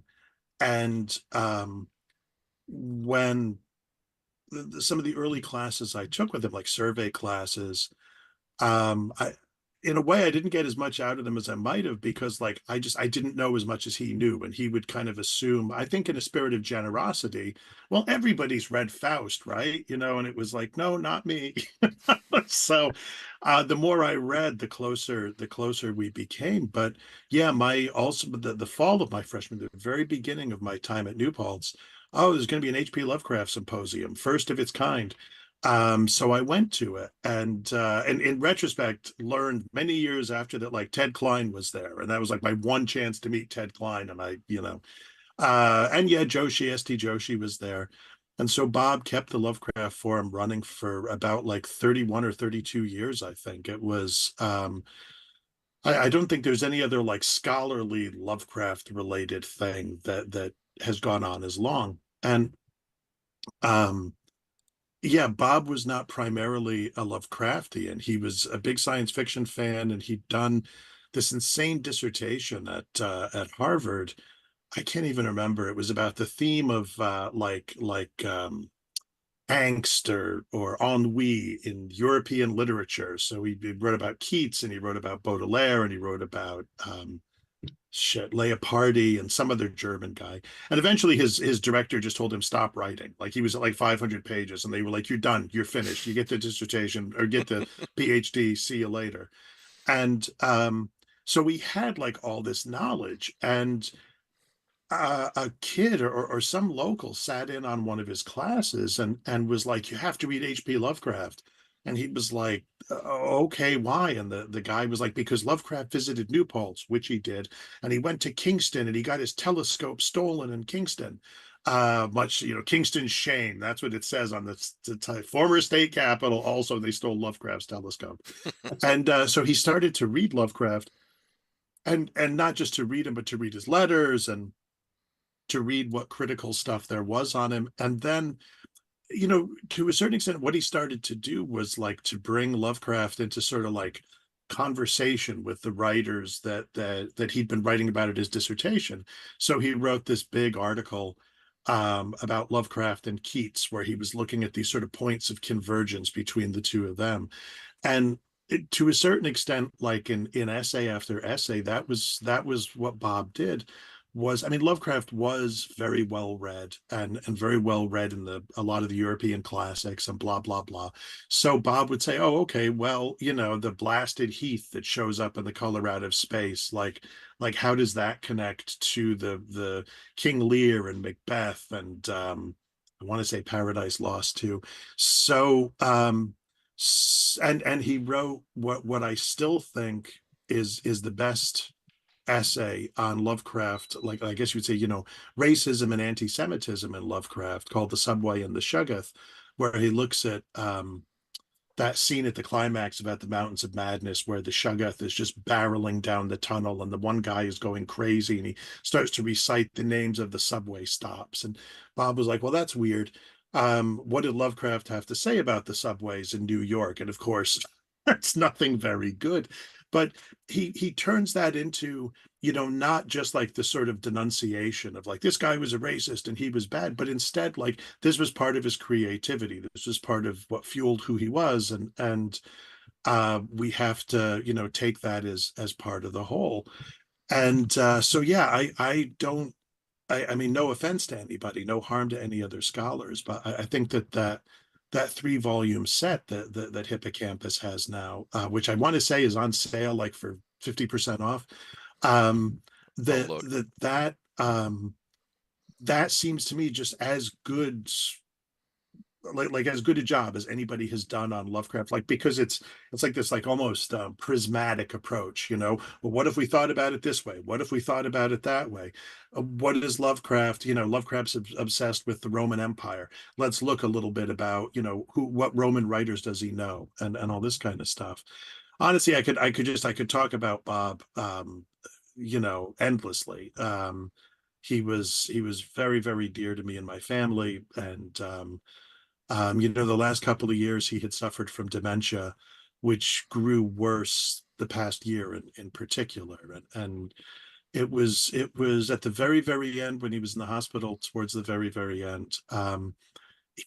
It seemed like he recovered just a little bit, just enough. I went in and read him some poetry, and I will miss him forever. But I'm also I am not just but I am glad that we have those Lovecraft books. He edited a book on Lovecraft and influence. He wrote an article, which I just got a copy of, on the Hannibal Lecter tetralogy, which was published in a collection of articles there. And he wrote a collection of stories, and there's a bunch of other unpublished stuff too. He was a brilliant, brilliant poet. A couple of his volumes of poetry were published. So I would say if you're kind of interested in like what can, I don't know, what can be done with Lovecraft, like what is there out there to say about Lovecraft, beyond some of the more obvious obsessions that people have had recently, and rightly so. I think that Bob's stuff opens up all kinds of windows. So yeah, Well, I'm glad to have the chance to mention him. I'm glad you're here to talk about. I didn't know that you knew him, but I'm sorry for your loss. And it's always amazing to me the number of writers out there who are just absolutely brilliant, like Robert Waugh. And maybe the world at large doesn't know who they are, but they've written this absolute brilliant stuff that a niche group has immensely enjoyed. On that note, John is right. It's half off at Hippocampus, and I've linked to it in the side chat. And it's $30 instead of $60. That's a steal. Yeah, and they're call- these crazy essays. Yeah. Can I call Derek Hussey and get my $30 back? Because I bought them earlier, you think? Maybe. Good luck hasn't- with that. Yeah, we call him Derek the Spider because he wraps up the money and he won't let it go. Yeah. Well, you bought it and you haven't received it yet? I've had it for ages since it was Oh. first. Okay. The thing is, though, here's this wonderful man, lots of influence on his students, the people that he met. There are lots of people like that out there in these small colleges. You don't have to be a professor at Yale to be like brilliant and have a huge amount of influence. Like, it's just a shame. I wish I'd met him. I might have met him briefly, like at the Necronomicon that he went to, but Well, I Yeah, sure he was wish. at a couple of them. Not the last one. He was already not too well by then, but the few before that he was at. I still there, John? Yep, I'm here. Okay. I sure wish that I'd thought to have him on the show. I guess it would have to go back a few years. Yeah, it would But- have had to have been a little while. I Yeah. mean but you know it's I feel like in general it's so hard to say who becomes successful and who doesn't in that sort of larger sense. I mean, I usually touch base with Paul Tremblay about once a week, and I feel like we spend at least half of every conversation trying to figure that out. That's why I like to ask that Who question. can say, Yeah, that's why I like to ask that question of guests, because it's the same question, but everyone answers it differently. And Well, we all secretly feel what Sam felt. We want millions of dollars, houses on both coasts, groupies. Money is a nice thing. Absolutely. But I also was just listening to the episode you did with Clay and Todd, and I really like Clay's answer about just being comfortable. I sort of want to steal that for myself as well. Like I want to be comfortable, and I also you want to go back and change your answer? That's what you're saying? Yeah, if we could edit that out, that'd be great. Oh, there's no editing around here, Sam. Oh no. We can go back in time a little bit. But I also, John, you mentioned he wrote an essay about the Hannibal series. Do you remember what that essay? Because I'm a huge Thomas Harris fan. It was in a book called Dissecting Hannibal Lecter. Great. And written by a guy, or I'm sorry, edited by a guy named Benjamin Zoomshij, I think is how you pronounce it. He was an Australian, and he put together a book of critical essays on Fritz Leiber, I want to say. Really? He also put together this book of essays on Thomas Harris, really Hannibal Lecter. And Bob's essay is kind of a loose essay that looks at the four books. The funny thing is, it was mistitled. It was like something in the Hannibal Lecter trilogy, but it deals with all four of them, including what Hannibal Rising, and it makes this. It sort of looks at the relationship between Lecter in particular, but also the Lecter. What would you call it? Like Lecter in prison, serial killer out there in the world doing Lecter's bidding. And it compares that, or draws comparisons between that and the Hound of the Baskervilles, the villain in the Hound of the Baskervilles, and makes a couple of quick comparisons to John Fowles the Collector, and Lolita gets a couple of mentions in there as well. So it's a neat essay. Yeah, I gotta check that out, because I love those books, and I feel like that's almost a good example too of like work that is really successful in sort of a niche audience. Like I know a lot of people who love the movie version of Silence of the Lambs or the Hannibal TV show, but I've met very few people who know the books, and the books are just brilliant. Like the prose is so tight, and he in his forward for Red Dragon, I think he has a really great bit of writing advice, which is just start with what you see and what you're excited about. Like so often I get bogged down with how to write the opening scene of a story. Like I try to start at the start. But he has this great little essay about just writing the image that you see and going from there. Even if it's not at the beginning, if it's an ending image, just start with what you can actually picture and what you're excited about and build out from there. And the way he talks about building Will Graham's character off of just this one image of him sitting on the beach is really fascinating. So Yeah, that's my plug today. there's I found online about a month ago because I was doing some work with the Harris books. There is about a 50-minute interview with Harris that was conducted through the auspices of the University of Mississippi some years ago. And I think, as I recall, the guy who conducted the interview was some kind of maybe old friend of Harris's, because there's actually there's not a lot out there in terms of he's very, from what I can tell, very reticent. But so I guess that was part of the reason why, almost an hour-long conversation with him was so fascinating, to get to hear this guy talking. And he just seems very nice and quiet and normal, and we all know that's not true, but still. This is on Well, YouTube? he does a great Yeah. I want to say it's on YouTube. Yeah. Okay. He does a great narrative trick in Hannibal too that I try to emulate in my own work, where there are hints throughout that it's sort of. I mean, you could do a deep narratological dive into just the diction across those books and how, even though it's sort of a third-person narrator, there's this sense that it's Harris himself who's narrating the entire time. And then at the end of Hannibal, he has that moment where he's like, "If we look any closer at this man, we might go insane ourselves. So I'm just going to end the book here." Like, however he puts that is just a really brilliant way to like. Well, yeah, whenever he talks about Lecter in the first two novels, it's always in the present tense. The rest of the novel is written in past tense, but Lecter always appears in present tense. And when he has red eyes and six fingers on his hands, so the medieval marks of the devil. But yeah, the text, Thomas Harris does things textually that sort of let you know that that Lecter is something other.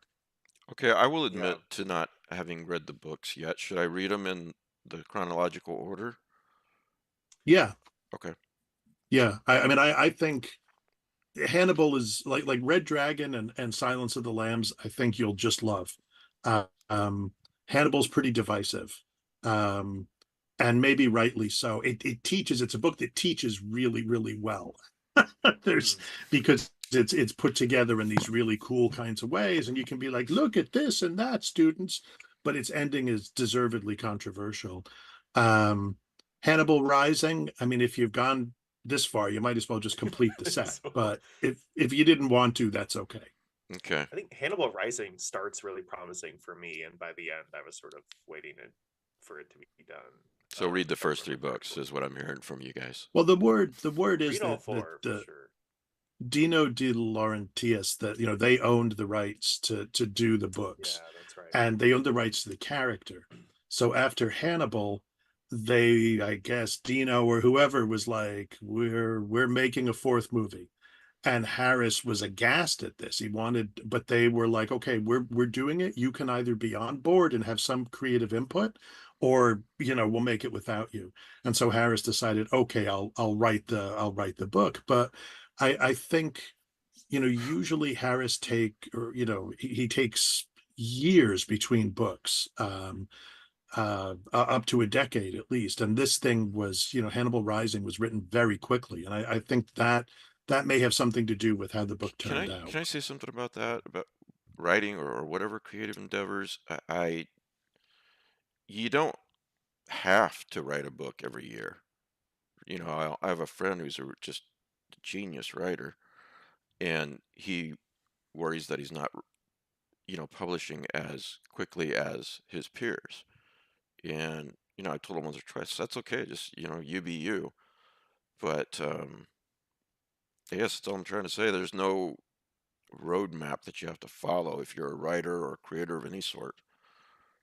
Obviously, the more books you publish, in theory at least, the more money you're going to make. But so, speaking of, John, I gathered when you said that the book was good for teaching, you were referring to the writing as opposed to like recipes, because I want some of those recipes. Little bit of column A, little bit of column B, you're never cooking me a meal, Mark.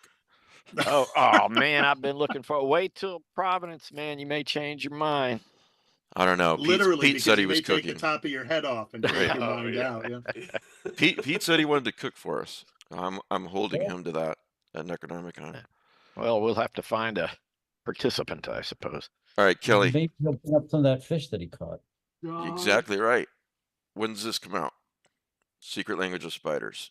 Oh, well, so what you're holding has come out. That was the serialized novel. The full novel, Secret Language of Spiders, is available June 25th. Pre-order is up on Amazon. If you want to see some of us die and some of us be pastors, whatever, then read the book. Yeah, but it's I a was very like, good I don't book. know if I loved I'll ever get another novel published. I'm just going to throw all my friends in it and kill them. Is it true that the Secret Language of Spiders is French? I did Latin. not see that coming. Latin. It's Latin. Spoilers, John. I'm sorry. I was like, yeah. Now they don't have to read the book, right? No. Sacre bleu. Yeah, it was.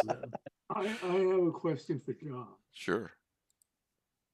Did you see the movie version of Hannibal? I did. You just went silent, Rick. They're very different. Okay. Yeah, I mean the movie, Jodie Foster famously refused to star in Hannibal because of the ending, and then they wind up changing the ending anyway. And I don't know, like given that Jodie Foster was already not starring in it, I don't know why they didn't just go ahead with the ending that Harris wrote then, and just what the heck, just go whole hog. I do know the ending, and it's not a Hollywood ending, Well, I think that Hannibal is a Ridley Scott film, as I recall. And so, Ridley Scott, he loves like surfaces, he loves beautiful or striking surfaces, and Ridley Scott as a director is as good as the script he's given. And he doesn't always have a good idea of what a good script is, I think he's trying there to turn Lecter into this kind of quasi-romantic figure, in the like Byronic figure, I guess. Whereas I think Harris flirts with that, but I think at the end, there's a way in which the ending is really terrible, like of the novel. I mean, in a terrifying kind of sense. Like the things that happen are just awful, I think, but at least viewed one way. Whereas I think the movie, you almost get the feeling that the movie is wants to set us up for yet another sequel, that Anthony Hopkins is back yet again. And who was it? It wasn't Jodie Foster. It was Julianne Moore. Juliette Moore. Yeah. And here's Juliette Moore. One more time. And maybe, whether Harris convinced them, no, let's not make that movie. Let's make the prequel. I'll tell you the story of his young life. Because I don't know that Anthony Hopkins was but Hopkins did star in Red Dragon, which was made after Hannibal. So Hopkins was clearly up for playing the character again. I mean, Red Dragon as a film. I mean, I think I really love Manhunter. I did too. I'm actually a really big fan of Manhunter, and I was that Brian Cox that played him in Manhunter, I think. Yes, yeah, and he's a good. he's a very different. Very very. Like Anthony Hopkins plays him as something that is not really human. Cox plays him as a super smart asshole. Yeah, of course he's not in Um, it very long either. Just Yeah. Well, And of course, I mean, I love Tom Noonan. the TV series. I I take did the too. Hannibal I TV love series. Mads Holy Mikkelsen cow, with is that brilliant TV? it is. I mean, it Um, takes it's its own animal as opposed to it goes off in so many tangents from the books and all. But it was a little slow for me to get into. But once I did, it had me by the teeth, man. I well, you know really loved it. what I think about it in retrospect now was the Hannibal TV series did what Mike Flanagan did in the Henry James one and in the Haunting of Yeah, Hill Bly House. Manor Like and it Hill took all House. of the Hannibal stories and it just kind of like picked and chose whatever was best for Yeah. this particular moment, and it creates this whole kind of like counter, and then it's like an alternate universe. Here we are in the multiverse of Hannibal. And going back to my previous point, the TV series, I had never felt so peckish, but watching a TV series. Oh, it's before, beautifully man, shot, and Mads Mikkelsen is a terrific Hannibal. Yeah, he's made me hungry every episode. He's he's even more alien than Anthony Hopkins is. I think he's even more inscrutable, and I've no idea how that show made it on network TV. I know, wasn't that something? Yeah, I mean, I watched it. I watched it on DVD. I got that, and that way you see the unexpurgated episodes. And there was like one or two episodes. There was one episode that they just didn't broadcast, so you got to see that as well. Yeah, that Hollywood ending, that wasn't in the book, obviously. Same kind of thing. They do it a lot. The same kind of thing with the Woman in Black, the latter movie with Daniel. What's his last name? Harry Daniel Potter. Radcliffe. Yeah, Daniel Radcliffe. It's a great movie. I really like that movie, but it's not quite the same ending as the book. The ending in the book is more terrifying. So, and more soul crushing. So, all right. So I guess looking at my notes here, I've checked yes next to All You Need Is Death, right? You saw it too, right, Kelly? You said it was slow but good. Well, I did. I thought it was very original. Okay. Yeah. Kelly? Yeah, I think if you're one of those people, like probably most of us are, we really dig those stories that have the lost film or the forbidden book or something like that. This falls into that. This is a group of people who go out looking for songs that nobody has heard. And then it turns out there's like a black market of people who will buy these songs that nobody has ever heard before. And I thought it was just really fascinating. I'm going to watch that tonight. I love that premise. So the thing is, they did something that was smart was they set it in Ireland, where there's this rich tradition of folk songs that are different from one valley to the next. And then they're remembered and handed down through pubs and families and singers and at folk festivals. So they kind of take that culture of carrying these old songs and cherishing the differences and say, this is a song that actually has power. And so it's essentially a forbidden song that is only known to a very few people, and they're all women. Right. There are lots of cosmic horror, Lovecraftian type stuff about the power of music. Yeah. A good song can get us all in the same mood. I mean, it really, it's toying with our emotions to put us all in the same mood. But like Mark Rainey has actually done quite a bit of this with his Fugue Devil stories. And we always think about the music of Eric Zahn, and I keep going back to this marvelous story by Brian Hodge called It's All the Same Road in the End, where they're looking for a recording that someone heard. Well, this is like they get a rumor of there's this forbidden song, and it predates the Irish Gaelic language. That's how old it is. I just thought it was super original, really fascinating. It's not scary. It's creepy. It's unsettling. That's the kind of horror that I'm always looking for. Yeah. I Yeah, I just like also that. thought it was so the way that they put it in Ireland really made it work even better for me. I don't know what you thought, Kelly.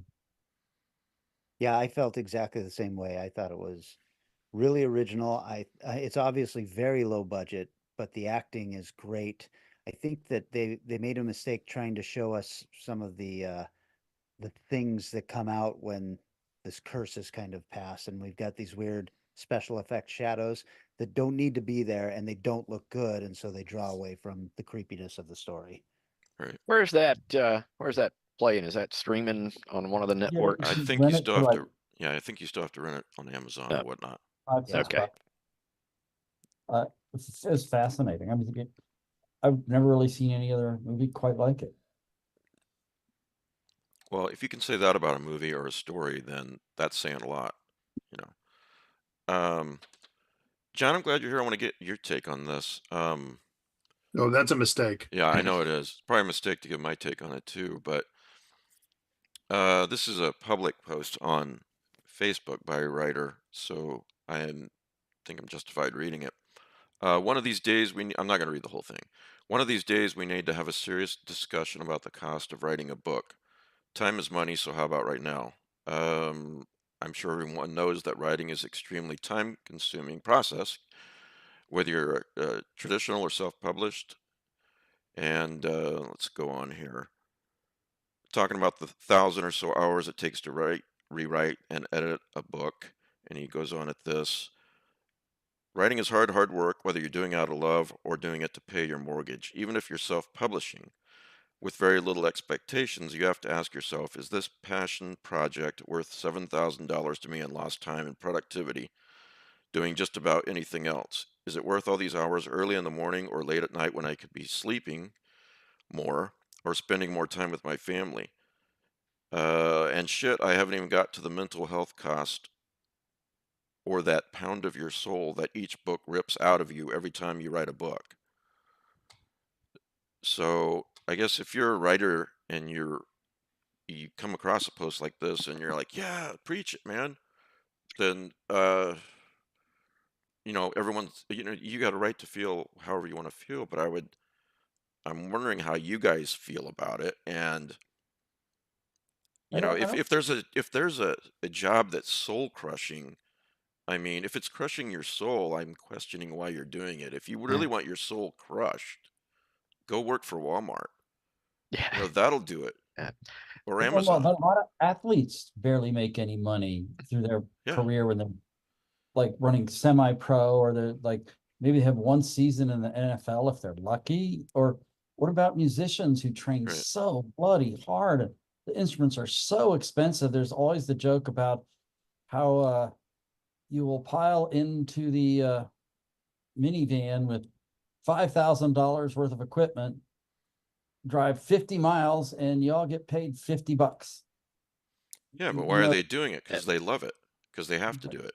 Yeah. And of course, there's shit parts to any career. There's shit parts to anything you do. I mean, I'm not saying there isn't. But if you absolutely feel soul crushed by writing, I don't know. Yeah. Or writing music or being an athlete or whatever. Go ahead, Mark. Yeah. Sorry. It felt to me like, I mean, there were some decent points about, the time factor and, what is that worth to you? But it seemed like every point he overthought to the nth extreme. And after a while, I just sort of rolled my eyes at, this point, because the progression seemed to go from a logical premise to one that just got kind of silly. And, I write for money, sometimes a little, sometimes a lot. And I would, for if I'm going to write and not get paid for it, I'll write my blog or something like that. And I do that a lot, but I want some kind of recompense for what I do. And of course, the more the merrier.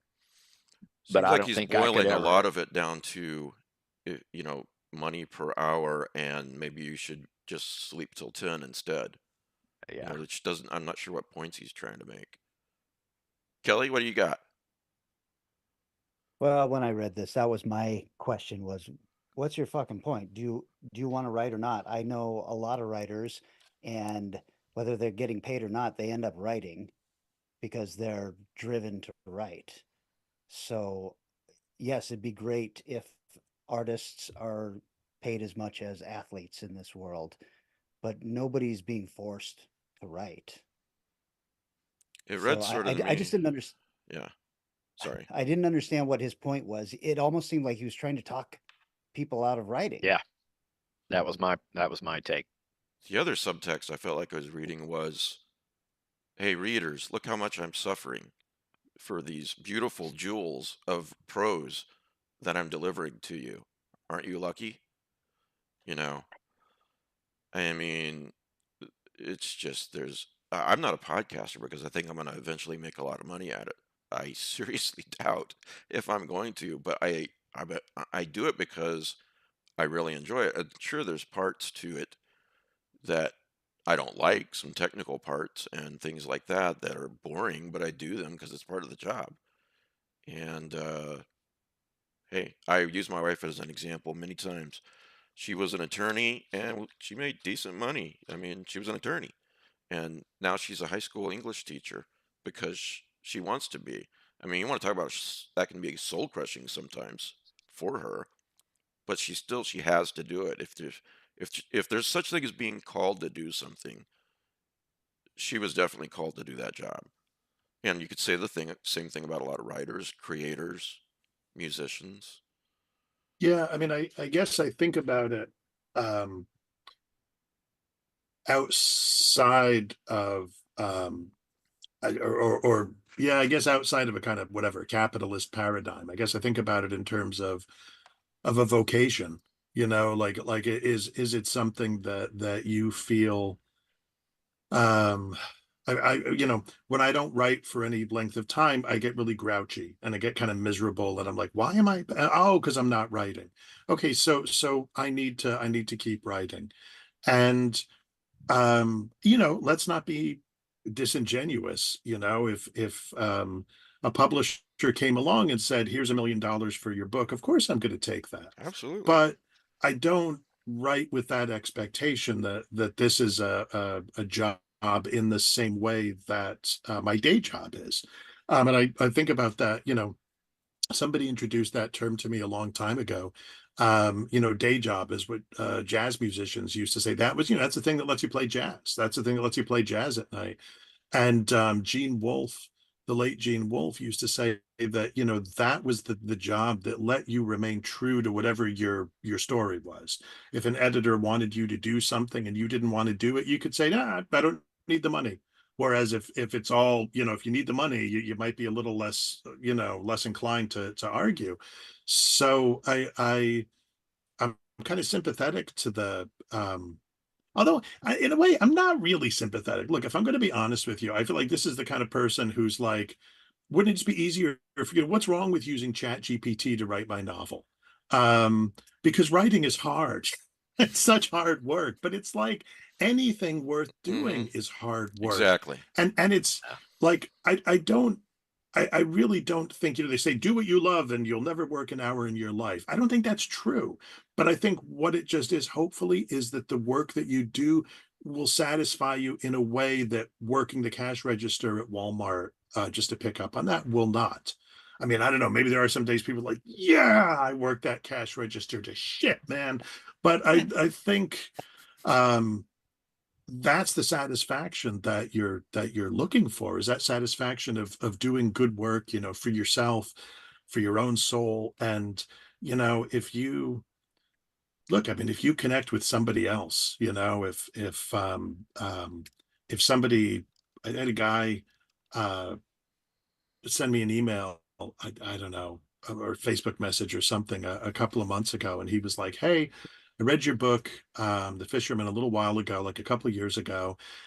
And or I think what he said was that I started it and then I had to stop it because my wife died.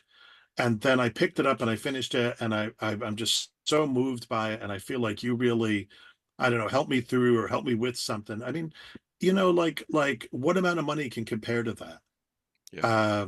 What, I mean, what I'm sure there are people out in the audience who are like, I'll tell you what amount of money. But I mean, seriously, you helped someone who was in a really bad way for just a little bit of time. And I'm not saying every story has to do that, or every book has to do that, but like the pleasure that we can give people, the kind of deep pleasure that we can give people, which sounds completely wrong, I know. But anyway, I think that's worth something. That's worth something in a way that we help to make each other's existence bearable, and maybe give it some beauty as well. So I got to think, John, you're a teacher. And I just think all the people I've encountered over my life, and I still vividly remember the faces and names and words of my favorite teachers. Mhm. Yes. None of them got paid scads of money to teach. yeah, And yet here they are. I still remember like the name of my 5th grade teacher. I remember my 3rd grade teacher. I remember my favorite teachers from high school. It's vivid.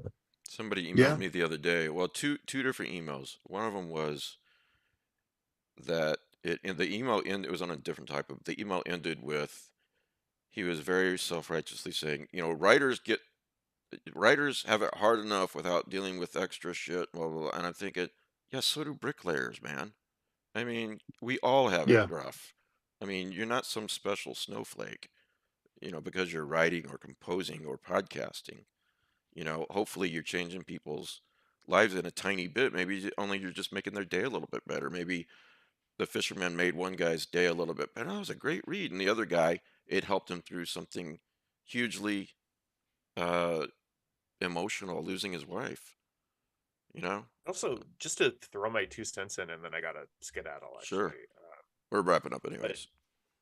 I started writing stories before I had a concept of what money and like work even was. I was just trying to entertain myself and entertain my friends, and now there are just extra things attached to that. Like now the work part of writing is the like, okay, how do I make sure that this is the length that the publisher wants it to be, and make sure that it appeals to like this type of reader in addition to this type of reader. And there are just extra things to think about, but that doesn't make the act of writing any less fun or more hard. Like the other things around it are the job, but the writing itself is always keys back to that like 7-year-old Sam who was just telling stories.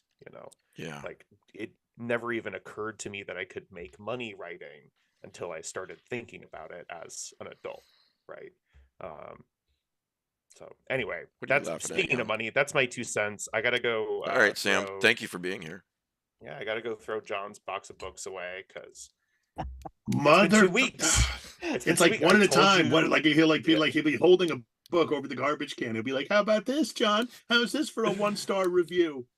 I said 100. You have 2 weeks, $100,000, and you didn't fucking do it. So, Son of a bitch! I'm gonna have to go full Rambo. Rick, did you want to say something?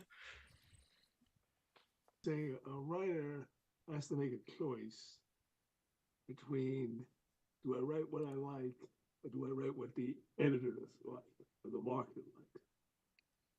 That was Lovecraft and Robert E. Hale. Yeah. Lovecraft wrote the stories he wanted to write, and he couldn't get them accepted by Weird Tales because they were too long. Robert E. Howard was also getting rejected by Farnsworth, right, the editor of Weird Tales, until he looked at what does Wright accept that is not really that great. And that was Seabury Quinn's Jules de Grandin stories. And the only reason he accepted them, he had a lot of sex and nudity. Yeah. And that's why Conan, he wrote that deliberately to compete with Seabury Quinn. That's where you get a lot of women who are new, because Farnsworth Wright wanted to have women on the covers. And that's when he got it to get a lot of covers. And eventually he did write Beyond the Black River, which is his probably best Conan story, and it's Hardly Any Woman. Yeah. He wrote. That's what he really wanted to write. A lot of the Conan is him compromising the market. Yeah. Well, I have, let's see. On Tuesday, I'm going to be interviewing the writer Curtis M. Lawson, and that'll be at 3 p.m. Eastern for anyone who wants to watch that live or later. And then, of course, we're doing the Thursday night live thing at 11 p.m. on Thursdays, 11 p.m. Eastern, excuse me. Yeah, anything else we need to cover before we leave? What were you laughing at, Young? Oh, I just that whole thing. I mean, the guy who wrote this post is a New York Times best-selling author. Yeah. And I was just like, what are you complaining about? I mean, if this job is so shitty, why are you doing it? And Can I why write is so many Soul people crushing. trying to achieve? Yeah, I mean, I look at things fairly pragmatically, and something I always tell myself is you gotta deal with life on life's terms. Mm-hmm. Gotta Not as deal you with want life reality to on be. reality's terms. Yeah. So if you go into the arts for the fame and the fortune, statistically, the odds are against you. So if what you're going to do is then complain that you fell into the statistics, well, what the fuck? I mean, why is anybody doing this stuff? It's because they have a love for something or a need to do it. You know, I don't know. This is kind of like if Stephen King had written this, would anybody be talking about it? This guy, I don't know. I looked up his website and everything. It's been on the New York Times bestseller list. He's got he's had great success. Yeah, like Yeah. you Nobody like likes you a said, poor I don't know. winner. Yeah, it's true. Now, a lot of times I'm in there making like I'm working really hard writing, so my wife will think I'm actually doing something. She didn't hear me Yeah. say that. Mm-hmm.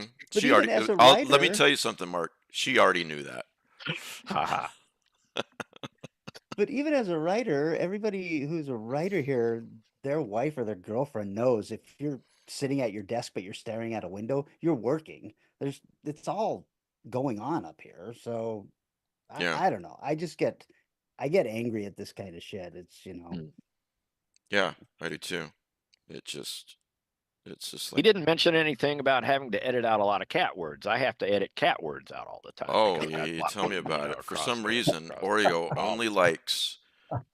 only likes my laptop when it's open. And the keys, she can press it. When the cover's down, no, it's not good enough.